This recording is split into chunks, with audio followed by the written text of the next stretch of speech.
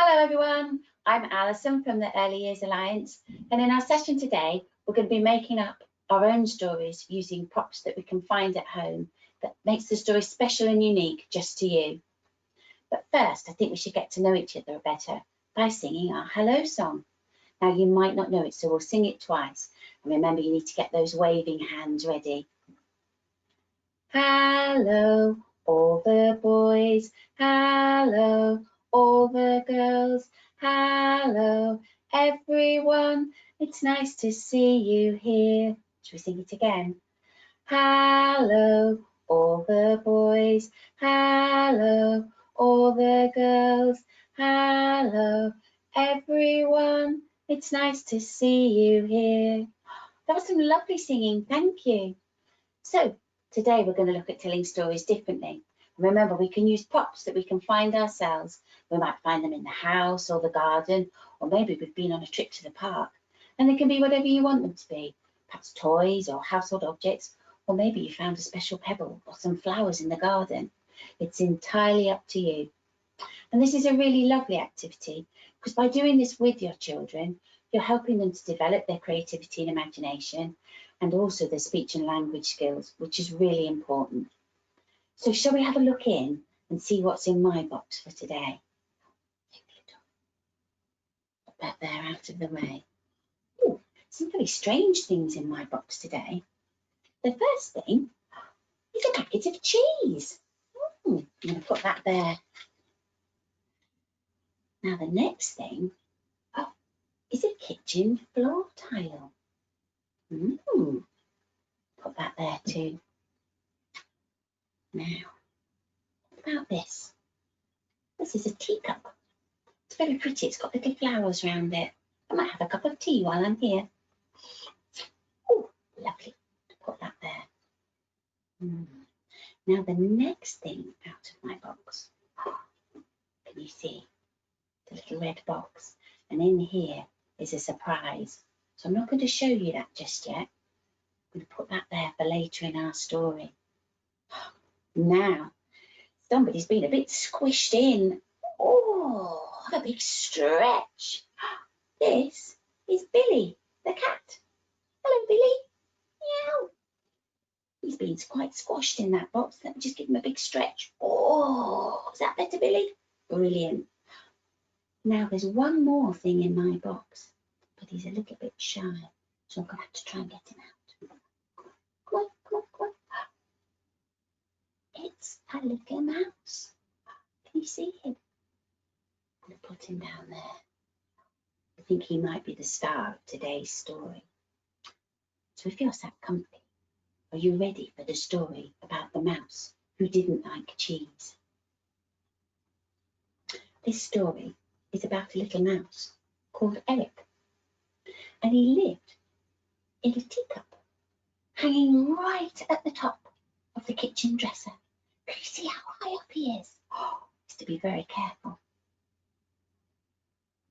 Eric had big mouse ears so that he could hear if Billy the cat was coming, and he had soft brown fur to keep him warm, and he had a very, very, very long tail. Oh my goodness, look at that. He was a quiet little mouse, and he kept himself busy all day, nibbling up crumbs that he found on the kitchen floor. Nibble, nibble, nibble. Now, some people will tell you that a mouse's favourite food is cheese. But not Eric. He didn't like cheese one little bit. He tried cheddar cheese. No, didn't like it. He tried Wensleydale cheese. Didn't like that either. And he even tried some mozzarella cheese from the top of a pizza. But it made no difference. He just didn't like cheese. Now this meant that sometimes some of the other mice weren't very kind to Eric because he was different. They said he couldn't be a proper mouse if he didn't like cheese. And this made Eric feel very sad. Poor Eric. He felt like a mouse. He squeaked like a mouse. And he was frightened of cats like a mouse.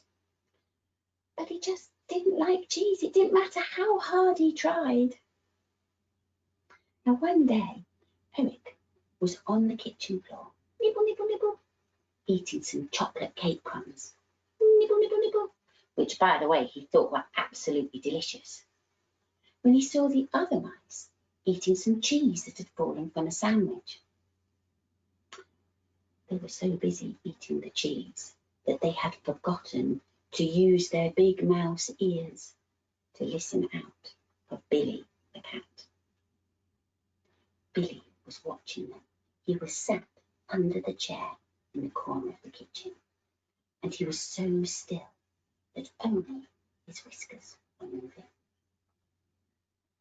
Eric knew that the other mice were in real danger as he saw Billy start to creep across the kitchen floor towards them. Eric knew he had to warn them. Squeak, squeak, went Eric in his tiny little voice. But the other mice didn't hear. They just carried on eating their cheese as Billy was getting closer and closer. Eric tried again in a bigger voice. Squeak! Squeak! And this time the mice just looked at him and said, "Oh, it's only Eric. He's not even a proper mouse." And they carried on eating their cheese. Billy was getting closer and closer. Now, do you think if we squeaked together with Eric, we could squeak loud enough so that the other mice hear? Are you ready? Have you got your big squeaks? 1, 2, 3, squeak! Squeak! Now the mice heard him. Eric knew he had to do something really quickly to save them. And this tiny, quiet little mouse summoned up all his courage and all his bravery and ran towards Billy. And do you know what he did when he got to him? Nibble, nibble, nibble. He nibbled on Billy's tail. Meow, went Billy, and he ran out of the kitchen. The other mice and Eric took the chance and they hid as fast as they could.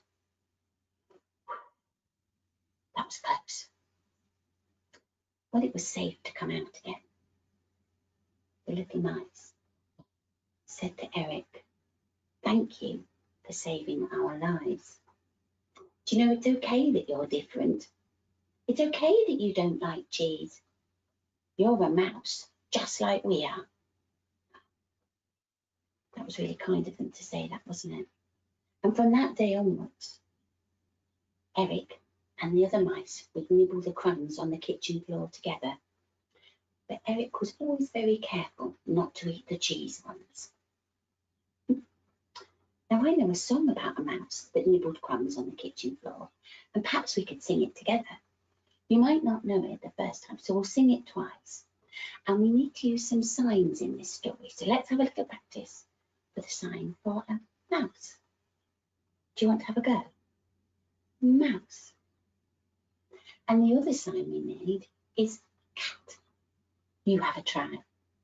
Cat. So can you remember mouse and cat?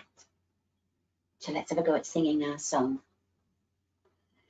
There lived a mouse in a little hole down by the kitchen door. At night he comes to look for food all on the kitchen floor. As he was nibbling this and that, out jumped a great big pussy cat and chased the mouse into his hole down by the kitchen door. Should we sing that one again? You ready? There lived a mouse in a little hole down by the kitchen door. At night he comes to look for food all on the kitchen floor. As he was nibbling this and that, Out jumped a great big pussy cat and chased the mouse into his hole down by the kitchen door. That was some lovely singing, thank you. And I have to say a big thank you to my friend Jacob who taught me that song. So that's the end of my story today. Perhaps you could have a go at putting your own storybooks together. Remember, they can be whatever you want them to be. It's entirely up to you because they're your stories. Now, it's nearly time for me to go. But if you'd like any more help or advice or tips, why not check out our website, www.familycorner.co.uk. So I think it's time for us to sing our goodbye song. So remember to get those waving hands ready. Goodbye, all the boys. Goodbye, all the girls. Goodbye, everyone. It was nice to see you here. Should we sing it again? Goodbye, all the boys. Goodbye, all the girls. Goodbye, everyone. It was nice to see you here. Goodbye, everyone, and thank you very much for listening to my story. See you again soon.